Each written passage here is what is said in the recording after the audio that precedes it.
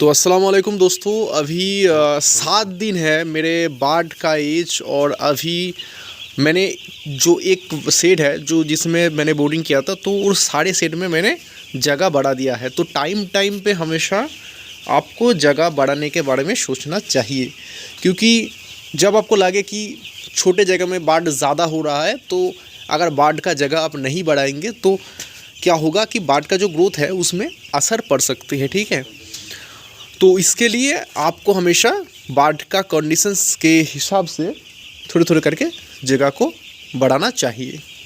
तो दोस्तों 3-4 दिन में मैं अभी जो वीडियो का ड्यूरेशंस है वो 2-3 दिन के बाद मैं अपलोड कर रहा हूँ, क्योंकि सिमिलरिटी हो जाती है कि हर एक दिन का जो मेडिसिन शेड्यूल है, तो इसके लिए 2-3 दिन के बाद मैं वीडियो को अपलोड कर रहा हूँ। तो दोस्तों अभी जो मेडिसिन्स मैंने पहले दिन से चलाया थे उसमें एक छोटा सा आपको ओवरव्यू दे देता हूँ। पहले दिन जब मेरे बाढ़ आया था मैंने सिर्फ इलेक्ट्रोल पाउडर का इस्तेमाल किया था 6 घंटा। उसके बाद दोस्तों मैंने अगले ही दिन एक टाइम के लिए कैल्शियम इस्तेमाल किया हूँ, जो बाज़ार से मिलते हैं ऑस्टोवेट करके। तो कैल्शियम पहले दिन मैंने इस्तेमाल किया है और एक टाइम के लिए मैंने एंटीबायोटिक चलाया है। तो 3 दिन वो चलाने के बाद उसके बाद मैंने एक टाइम के लिए जो एसी कंपोजिशंस का मेडिसिन होता है, जैसे कि इम्यूनिटी बूस्टर जिसमें विटामिन ई और सेरेनियम होते हैं, वो भी 3 दिन मैंने चला लिया है।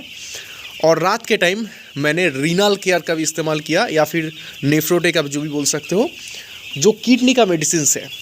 ठीक है, और फीड के साथ अभी मैं लिवर टॉनिक और विटामिन बी कॉम्प्लेक्स जो होता है वो इस्तेमाल कर रहा हूँ, जिसके वजह से विटामिन बी का जो कॉम्पोजिशंस है वो बाढ़ को मिलते रहे। और एक टाइम के लिए इलेक्ट्रोल पाउडर का भी इस्तेमाल कर रहा हूँ। तो अभी तक 1 से 7 दिन मैंने ये सारे मेडिसिन मैंने इस्तेमाल किया है। तो इसका कारण क्या है कि छोटे बाढ़ में जब आपका बाढ़ 1 से 10 दिन का हो, तो अब सारे मेडिसिन अगर आप एक एक करके इस्तेमाल कर देंगे तो विटामिन बी भी मिल गया, विटामिन सी, सेरेनियम भी मिल गया, कैल्शियम भी थोड़े मिल गए। उसके बाद लैंगड़ा बाढ़ होने के वजह से आपको बाढ़ में जो इम्यूनिटी के प्रॉब्लम है उसके लिए एक दिन के लिए मैंने क्या बोलते हैं उसको, न्यूरोवियन फोर्ड का भी मैंने इस्तेमाल किया। तो ये इसी तरह से आपका एक शेड्यूल बनाना हमेशा जारी रखना चाहिए।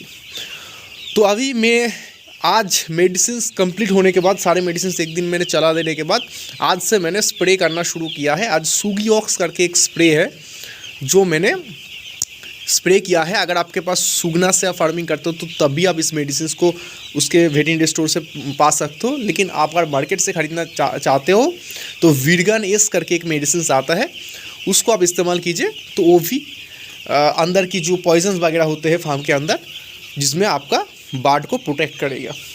ठीक है, तो इसके लिए आप एक इस्तेमाल कीजिए। तो कल मैं एक दिन क्या करूँगा, सिर्फ इलेक्ट्रॉल वाला पानी ही और एसिडिक एसिड वाला पानी ही इस्तेमाल करूँगा पूरा दिन। उसके बाद मैं प्रोबायोटिक एक दिन के लिए 3 दिन का एक डोज बना के, प्रोबायोटिक जैसे कि अभी सुगना कंपनी से हमें मिलते हैं प्रोबायोटिक WS करके मिलते हैं। और अगर आप सुगना से नहीं हो तो एक माइक्रो गार्ड करके प्रोबायोटिक आते हैं, जिसका काम क्या होता है कि बाढ़ में बहुत सारे बैक्टीरिया होते हैं बाढ़ के अंदर, जो अच्छी बैक्टीरिया है जिसके वजह से बाढ़ में ग्रोथ में इम्पैक्ट आ सकते हैं, उसका जो ग्रोथ है वो बढ़ जाता है, और जो खराब बैक्टीरिया जिसमें बाढ़ को हानिकारक है वो नष्ट हो जाता है। उसके वजह से बाढ़ का जो ग्रोथ है, गट है, वो अच्छा हो जाता है। तो वो मैं 3 दिन इस्तेमाल करूँगा।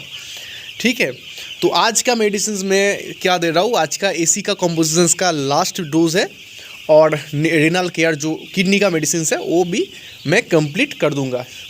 ठीक है, तो अभी बाढ़ का कंडीशन सही है, कोई भी बड़ी लेवल का दिक्कत नहीं है, और इसके वजह से अभी नॉर्मल मेडिसिन, नॉर्मल मैनेजमेंट जो है वही चला रहा हो। तो एक बात में अगर बोला जाए, आप अगर फीड का कंजम्पशंस बाढ़ का सही रहे, जैसे कि ज़्यादा से ज़्यादा फीड इंटेक करे, ज़्यादा से ज़्यादा पानी का इंटेक करे, ज़्यादा से ज़्यादा बाढ़ का ग्रोथ सही रहे, तो आपको और कोई किसी के लिए दिक्कत करने की ज़रूरत नहीं है। तो इसके लिए आप कोशिश कीजिए कि हमेशा ताज़ा पानी बाढ़ को देने की, जैसे कि डिंकर वगैरह है तो दिन में 1 से 2 बार साफ़ करने की कोशिश कीजिए। मैं 2 बार साफ़ करता हूँ। लीटर का जो रैकिंग है वो दिन में सुबह एक टाइम, रात के एक टाइम करने की कोशिश कीजिए। स्प्रे जो है एक दिन बाद या फिर हर एक दिन जब बाहर की तरह पेपर बांधे होते हैं उसको बांध करके स्प्रे कीजिए। तो इसी तरह से मैनेजमेंट करते रहे तो आपका जो रिज़ल्ट है आने वाले टाइम में फार्मिंग में बहुत अच्छा देखने को मिल जाएगी। तो अभी वेदर सुबह के टाइम बहुत गर्मी था और इसके लिए मैंने इलेक्ट्रोल पाउडर का भी इस्तेमाल किया है और अभी थोड़ी देर पहले बारिश हुआ है तो इसके लिए इस तरफ से हवा आ रहा है तो फुल पेपर मैंने इस्तेमाल किया है। और इस वाले साइड में वेंटिलेशन के लिए अभी शाम का टाइम है, थोड़े जगह मैंने बढ़ा लिया है। रात के टाइम में और भी 1 फुट में दे दूंगा और वेंटिलेशन के लिए थोड़े जगह मैंने छोड़ दूंगा क्योंकि अभी बाढ़ बहुत छोटे हैं तो 7 दिन का बाढ़ है तो वेंटिलेशंस भी बना रहेगा और बाढ़ में डायरेक्ट जो हवा है वो भी नहीं लगेगा।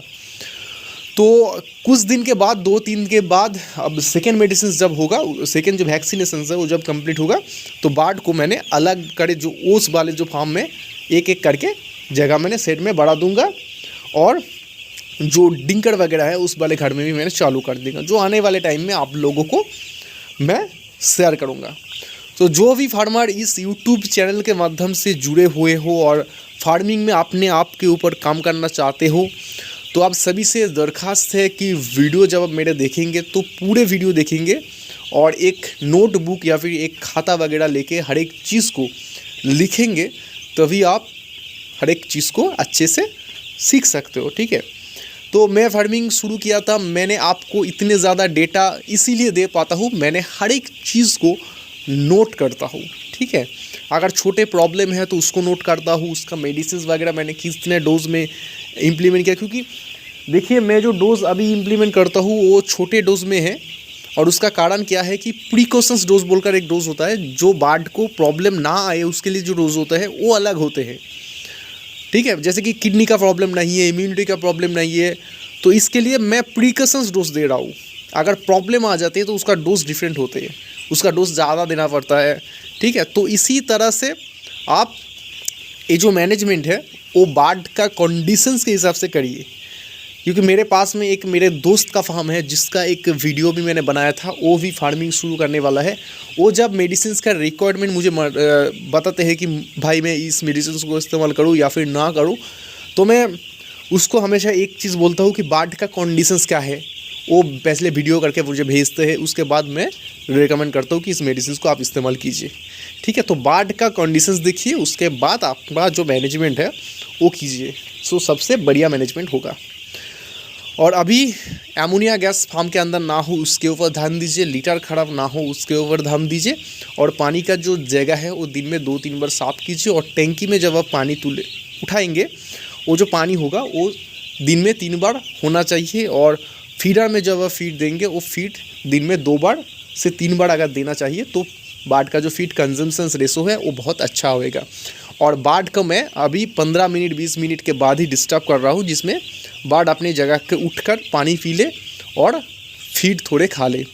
ठीक है, तो अभी छोटे बाढ़ है इसलिए जब भी जगह मिलेगा वो कोशिश करेगा कि इकट्ठा होने की, जैसे कि अभी इकट्ठा हो रहा है तो इकट्ठा होने के वजह से क्या होता है कि बाढ़ का जो गट है वो नष्ट हो जाता है। तो इसके लिए मैं प्रोबायोटिक का भी इस्तेमाल करूँ जिससे कि गट नष्ट ना हो।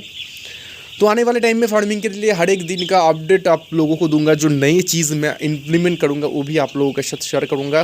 दुआ कीजिए और नए फार्मर है आप तो चैनल को ज़रूर सब्सक्राइब कीजिए। अल्लाह हाफ़िज़ दोस्तों, जय हिंद दोस्तों।